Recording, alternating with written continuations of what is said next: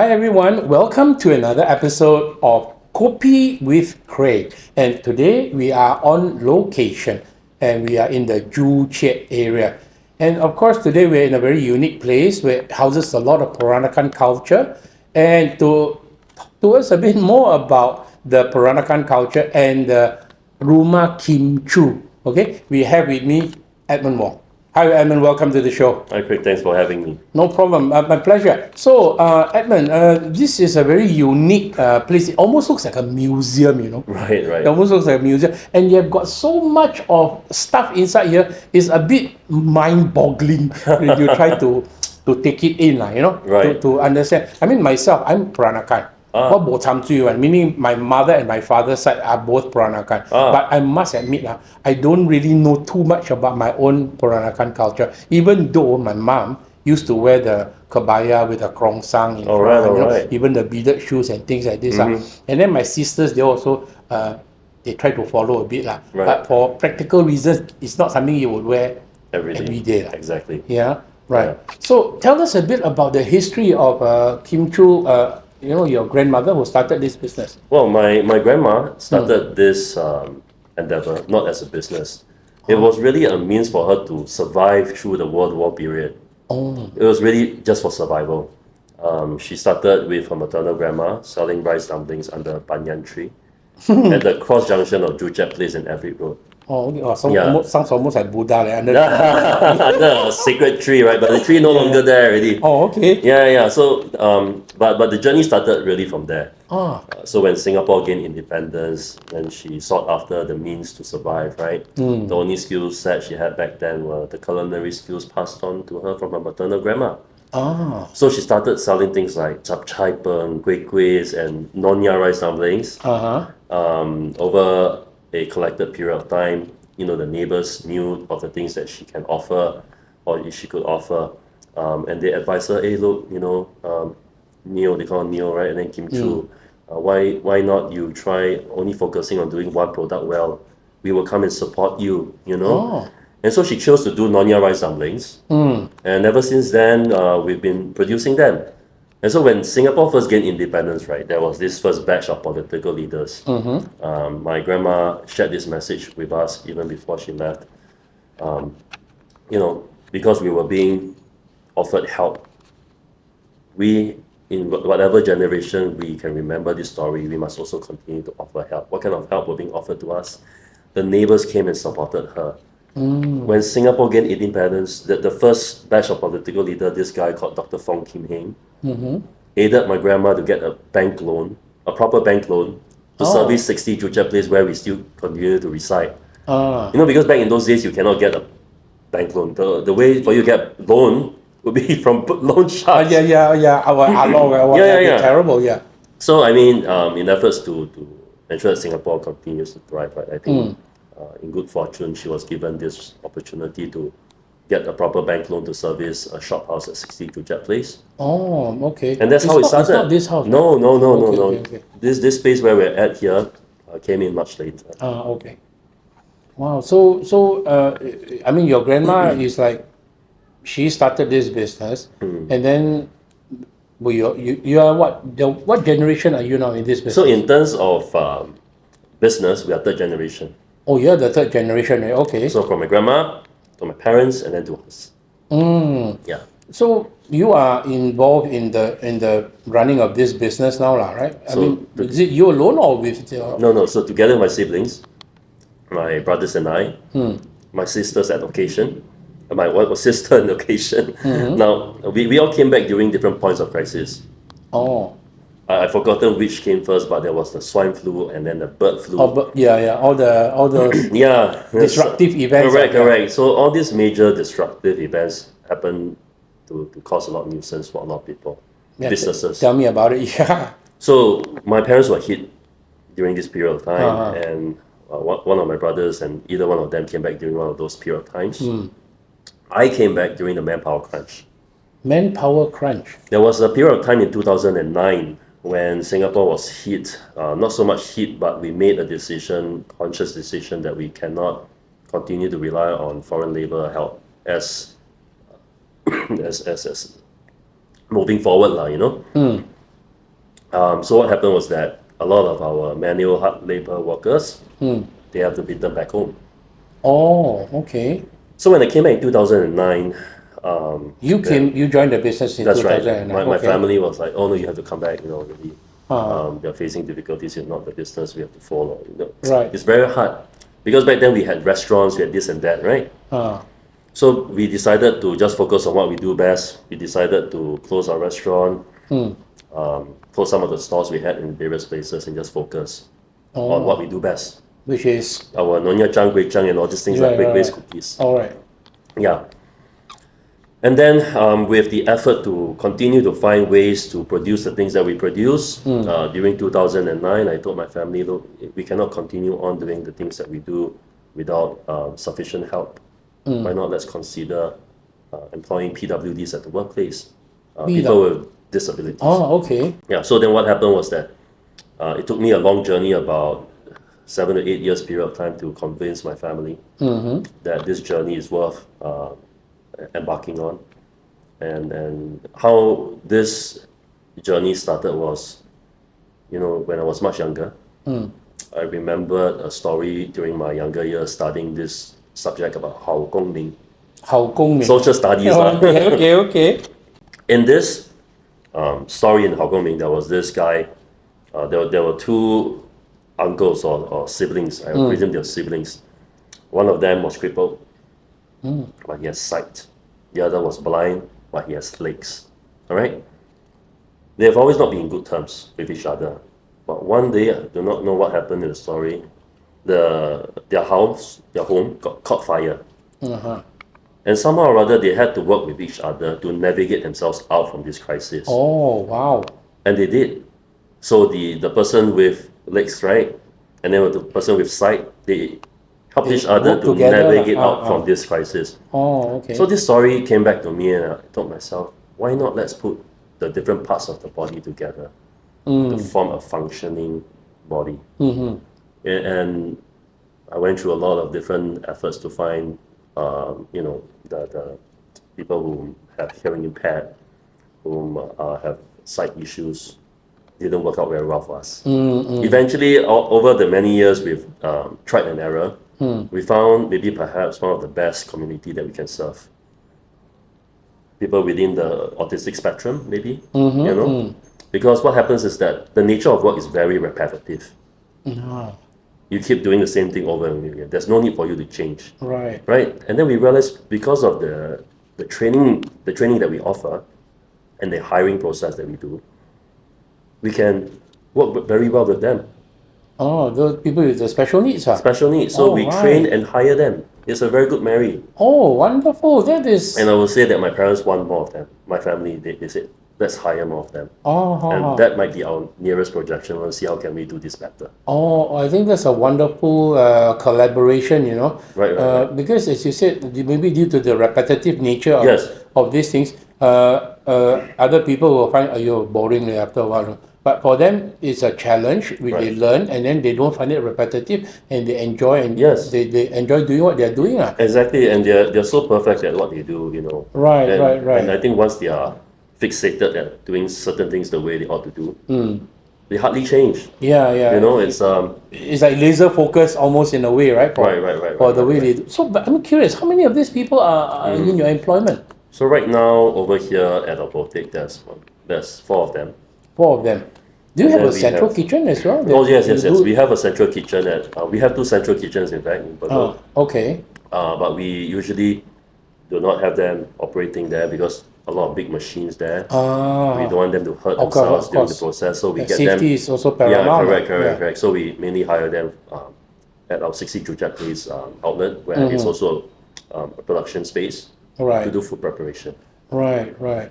But I mean, I think that's a wonderful thing that you are doing, creating opportunities for people with special needs, and you're tapping on their ability to remain focused and almost be perfectionist in the way they do certain things, right? Yes. Which most other people may not have that ability to stay focused. Oh, that's wonderful. So, what is your day like? I mean, you're not actually in production, are you? Or do you know how to tie the bak-chang? I do all these things. You know how to do all that? Even my brothers, my sister, who's not back in the family business yet, we all know how to do all these things. Oh, okay. I've ever tried to pawang bacang, but it looked a bit out of shape after. And because due to lack of practice or whatever, you know. Yeah, because my mom used to do it, and it takes a long time. After tying, you have to then like boil it for hours, you know, for the glutinous rice to soften and things like this. So it's really a labor of love, you know. Right. Yeah, talking about that, why don't you explain a little bit about some of the kueh that you have here, which is synonymous with your kimchu, right? Exactly. I mean, not many people would know. Why do we have rice dumplings packed with kuehs? Why? I also don't know, like paiseh. No, actually, in fact, rice dumplings is a form of kueh. In Peranakan, we call Nonya Chang, Kueh Chang. Oh, Kueh Chang. Okay. I never looked at it that way because. Have you ever thought where the concept of kuehs derived from? Kueh is actually a Malay word, right? No. No. Kueh is Chinese dialect. It's Hokkien. It's kueh. Hokkien. Yeah. What's wrong with me? In Chinese, it's guo, right? So it's kueh, right? So in fact, whatever that we continue to enjoy here tells us once upon a time when cultures blend together, there's cultural acceptance. Right. Now, why are we doing all these things and why our generation continue to do all these things? Right. Mainly, you see, if my brothers and I don't come back to the family business, it's not just my family heritage and history will be gone for the next generation. Yeah, precisely. We practically grew up with Singapore. I'm sure a lot of our supporters and visitors would have memories with us.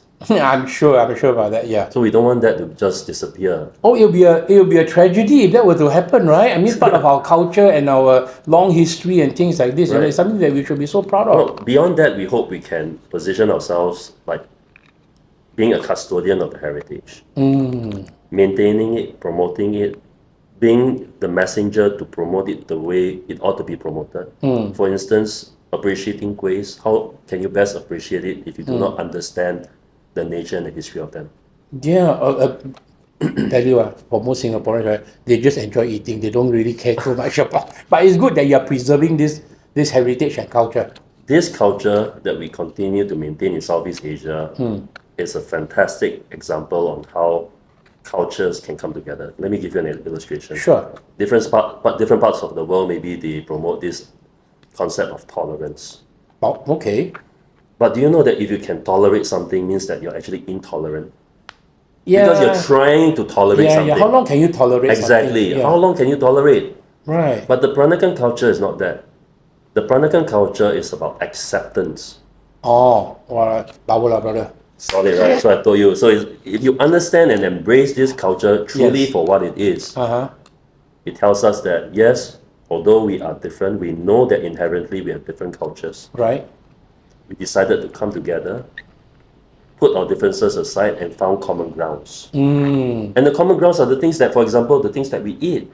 Yeah, the language that we... Food always bonds people. The language, the tone in which you communicate with each other. Yeah. In the very earliest, if you see people dressing up in a certain way, basically, these are what inherently would give us that sense of belonging. And I think it's really crucial for us to focus on the common grounds, rather than the constant reminder that you're Chinese, you're Malay, you're Indian, you're Eurasian, or the others. Yeah.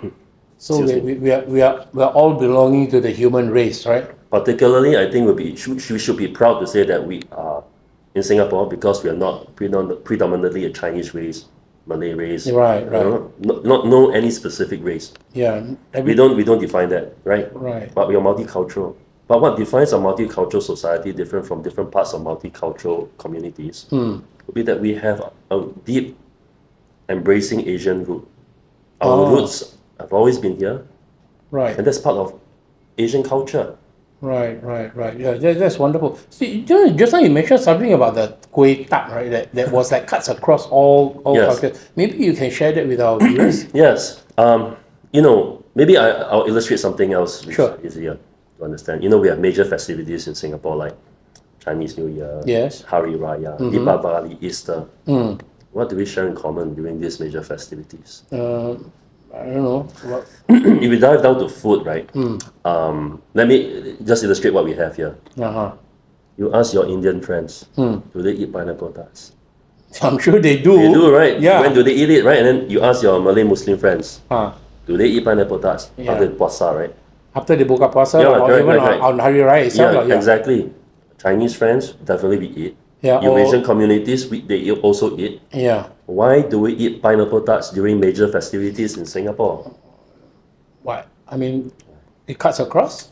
Yeah, exactly. It cuts across. But then for you to understand, I would suggest you come and join our guided tour. Yeah, talking about the guided tour thing, right, folks?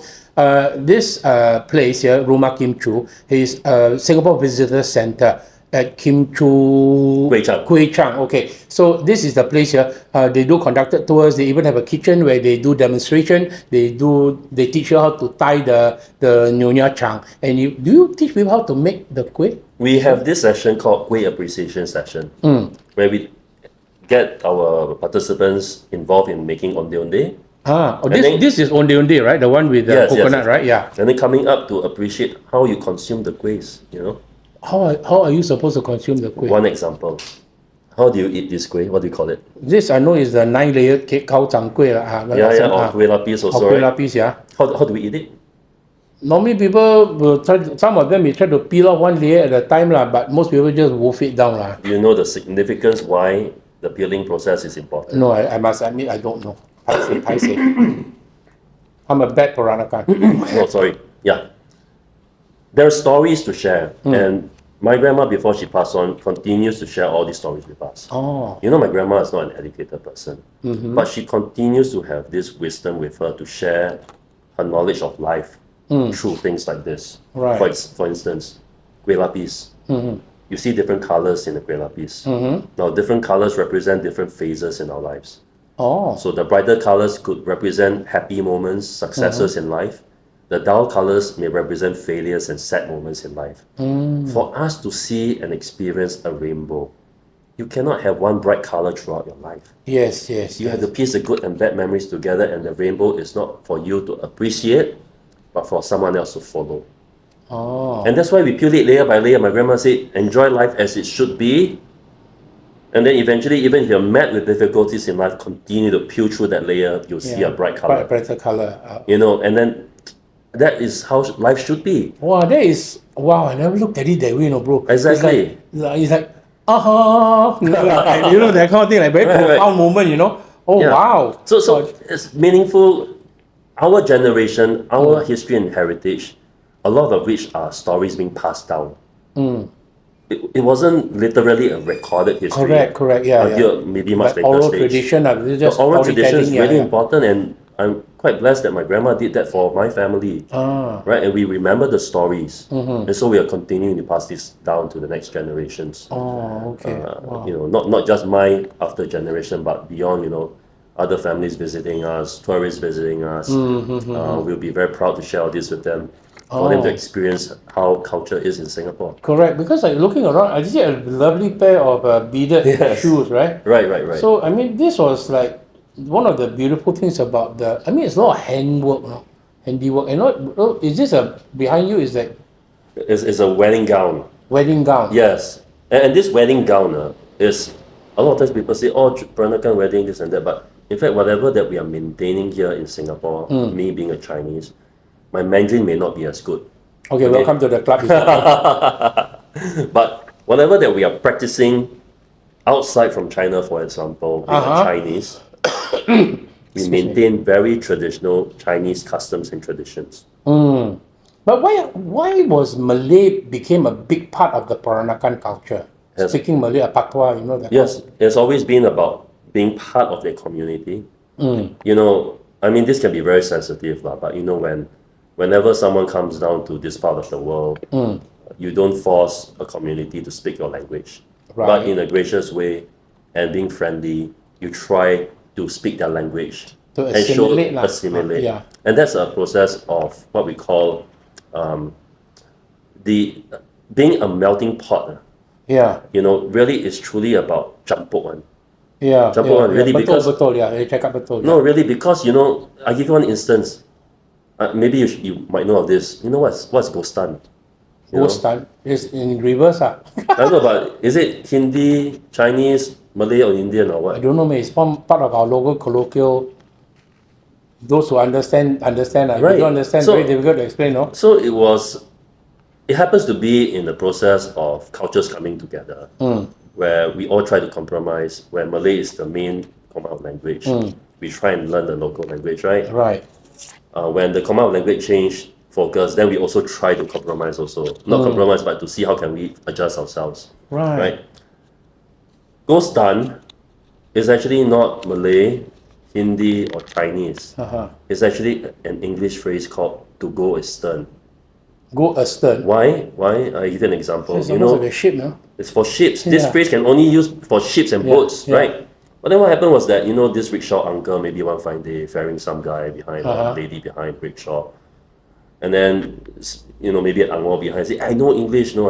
Oh, you want to go astern? Go astern. You see, you try to pronounce go astern very quickly. It does sound like go astern. Yeah. Oh. So a phrase became, or what we know today as a word, go astern, was actually a phrase, an English language phrase. Oh, so it was modified to... It was not so modified intentionally, but people who attempted to be involved in the language somehow or other gave rise to a very unique way of vocabulary, for example. Yeah. I mean, that's how culture becomes infused with the local, that kind of thing. So it all mishmashed together. But as long as we can understand. We understand each other. That's the beauty of communication. Exactly, right? and that's the beauty of culture. Yeah. Yes. To assimilate yourself, to find out more, not just at the superficial level, but I'm learning a lot of stuff with you today. So, by the way, your brother is also in the business, but he's more doing the kabaya side of the thing, right? Yes. So and he won some award too, right? Yes. So my eldest brother is very artistically inclined. He has this passion in him since very young.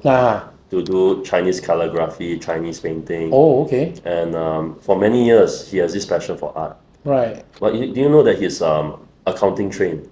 Oh, he's trained as an accountant. Oh, mine. Okay. But then you found his true calling. What was the award that he was given? The Intangible Cultural Heritage Award. Wow. Was awarded to him because of the trade that he maintains, continue to practice, and then to pass on.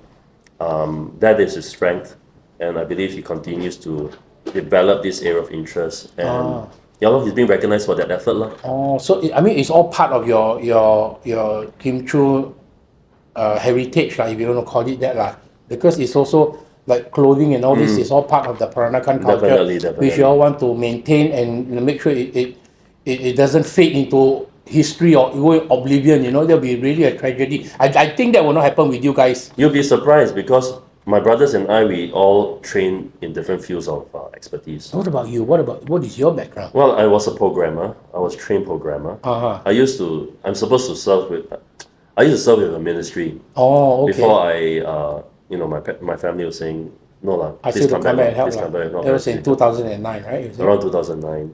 I came back fully, and my second brother was an English teacher in Japan. A what teacher? English teacher. Oh, wow. So he speaks Japanese. But to tell the truth, with all the different aspects of our trained, capacity to be involved, we brought our interest to the business. This is what it is today. We wouldn't have been able to have brought in machines, proper production machines that we can use and of quality without my brother he knows Japanese. Right. So he knows how to communicate with the Japanese engineers. 日本人ですか? Yeah, he knows that. So to bring in the equipment that we need to let us get this involvement with the PWs work with us better. Right. So actually, your from very varied backgrounds and training, somehow it's not lost. You can still incorporate it into this family business. Exactly. So me being a programmer, you see all the tech startup, and all the setting up of the tech, the cloud that are brought in to systematically run the entire system. Right. I can. What we call 包咖料 PKL 包咖料, that's so true. In our own various interests, we 包咖料 our own way. Right. But at the end of the day, we don't do our own things. We come together, maybe most probably once a year during the Dragon Boat Festival. We stop whatever that we are doing, right, and we come together and wrap rice dumplings together. Oh wow! So make sure you don't lose that skill. It's not just that, because I think it's always been part of the tradition. I think over the years we realized that when the festivities come, we help other people enjoy the festival. And then for us as being a family, I think it's been a tradition for us to just focus, put down whatever we're doing, and just come together. Right. So it's become like a family tradition. Family tradition that during the even my sister, my sister is legally trained. She's doing in-house for a company right now. Oh, okay. At times when she would take leave just to come back and wrap together with the family. Oh, okay. That's a wonderful. Yeah, she would do that. Thing. Yeah. So all of you actually know how to tie the bak chang one, Yes. All right, man. That is so cool, man. That is so cool. Yeah. But it's actually a lot of physical strength involved. No, if you know how to tie, basically it's it can be done very swiftly and it doesn't require much. If you train and untrain, Yeah. And then some, like I said, mine don't even look like the typical triangle shape, the lovely triangle shape. It looks a bit out of shape, when you do it. And then the worst thing is, sometimes you don't tie it properly, or when you're boiling it, the thing bursts out and then because they have to wrap properly. Yeah, don't know how to do it, man. Surprisingly, this chapter of our story, I think hardly people know. People thought, oh no, we've been trained very well, that's why we know how to rap. You know that our parents never once wanted us to learn how to rap. Oh. Never. Why? They didn't want We learned through observation, and always, because my grandma used to be, she wrapped her junk behind the back lane at the shophouse, right? Right. Then every time, the only time where we can see our parents would be to see them at the shop. So after school, we just go there, go back in. Then our parents always say, go home, no, stay here. So typical like parents, they want you all to go and become lawyer, doctors, and then you don't have to kind of do this work. Go away. But somehow or other, we mastered it through observation. Oh. Because every day go and see, then go help grandma clean the leaves. Right. Then we learn eventually. But the funny thing is, when our parents realize that we know how to rap, they no longer ask us to go away. They say, 快点回来. Free labor. Oh, yeah. Wow. What is the production? I mean, they all do during leading up. The busiest time will be near the Dragon Boat Festival. We always observe the Chinese calendar. The lunar calendar. Correct. To see whether or not the shift in the time and the date would impact purchasing of raw ingredients and that we do in advance ordering process all this stuff. So we observe the calendar very closely and we try to keep it within about 1.5 months duration to prepare everything that needs to be done within that month. Yes. Okay. So like on average now, how many of these Nyonya Chang do you all make a day? Right? Well, normally normal days maybe about 1,000 pieces. Oh, okay. So the kueh is also manufactured at your central kitchen. Yes, that's right. Going forward, what do you see for your family business 5 years, 10 years down the road? Or will your next generation, the fourth generation, be interested to take over this business? Or will it be corporatized? I hope it doesn't get corporatized. But I think what we could possibly foresee for our family would be that, like my parents, they never had the intention for us to come back. At the end of the day, we decided to come back because we felt that it is our responsibility to be back.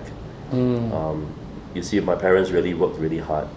And to see that out of the blue, something that's always been part of our family disappear, that's not what we want. Right. So we left out our own interests and then come back. I think if we can instill the same values in our next generation, the idea would be that we hope that they can be free to explore what they want to do in life. Oh, okay. Don't insist that they come back. Right, I mean, you don't want to force them to do something that they... But if they feel very dearly that it is something that they want to be involved and that they can contribute meaningfully, I think we should, with open arms, invite them in. Encourage them to come in. Yes. Rather, like you mentioned earlier, when you want to learn to tie the chang your mom and then go away. Yeah, but we all came back because of responsibility. Right. So how do we instill and ensure that there is this continuity, this love for this culture and because we cannot ensure. Right now it's very easy for my brothers and I, because it's just my brothers and I, that we don't have cousins, nephew and this involved. Right. It's just my brothers and I, so it's very easy for us to suggest that, look, we're all very good with each other, don't you worry. But what we really need to worry will be the next generation, because eventually they have nephew, cousins, and then got maybe niece and everything. A lot already. Maybe even when one day they get married, they have their own children. Wow, lucky was right. Yes, not lucky, it's good. It's a good thing for the family, but who is going to take charge and be involved in this journey? Yeah. Who's going to bring it to the next level? Yeah. You see, so we are right now exploring ideas to ensure that the family interest comes as a priority. You know, if something of sorts like to setting up a family office or maybe a foundation to ensure that we have an investment arm to grow the business, develop it beyond, but the family's interest is still involved, I think we have to look at it, because we do not know, and we will never know for sure what the next generation. Yeah, correct. There's no guarantee in that sense. Yeah, but we need to ensure some if you can play steps in to see the next generation, whoever's got the talent and the passion and the love to preserve the culture and keep the tradition going, that will be a wonderful thing. Once upon a time, and it was not too long ago, we even considered listing, right? But then we realized that if we list, and a good friend of mine shared with me, why am I doing this? I told him the reason why we wanted to list was really mainly for family continuity, so that there's the machine running already, and maybe if family wants to be involved, they can still be involved, right? But that's the ideal case. It doesn't mean that it would be, you know what I mean? And in the case of listing locally, with the knowledge that I've gathered back in not too long ago, listing and not getting substantial support or having to raise substantial amount of funds would just be for vanity. And really? So we decided listing journey. Don't go down that path. No, we don't want to go down that path. But right now, maybe the right direction. Gotten some advice from a few friends here and there. Would be see how can we establish a family office, and then from there. That might be a better option. It can still be managed by family. It's just a matter of us having to employ the right people to do the right job. Right. Yeah. Okay, wonderful. Thank you very much. And there we have it, folks. Thanks very much to Edmond, to his brother Raymond, and to Desmond, right? Your second brother. So that's Anon one, right? Okay, you know what? There's Raymond. Yeah. There's Desmond. There's Edmond. And then there's my sister's name is? Huh? So there's Raymond, Desmond, Edmond, and... Yeah. What's her name? You want to guess her name? Something with a man as well. No, so there's Raymond, Desmond, Edmond, and Gladys. There's Gladys. No man behind. Okay. All right. So it was fun talking to you, and finding a lot more about my own culture and heritage. I'm Peranakan, as I was telling you, right? So I'm proud of it, but I don't really practice it very hard, and never really went to study too much about it, lah. All right. So once again, thank you very much. It's a pleasure. Thank you so much for being here doing today. This interview. And there we have it, folks. Once again, there we are. We are at Kim Choo Kueh Chang. They have this Ruma Kimchu at Joo Chiat. Now you cannot miss it. Okay, you just come and take a look. It's like a museum, and you want to learn how to make bak chang and make kueh kueh. They even have classes here, and they even do a tour around the region. Around the area here. So that's it, folks. This is Craig signing off from Kopi with Craig. Until the next time we see you, take care, goodbye, and God bless. Bye bye.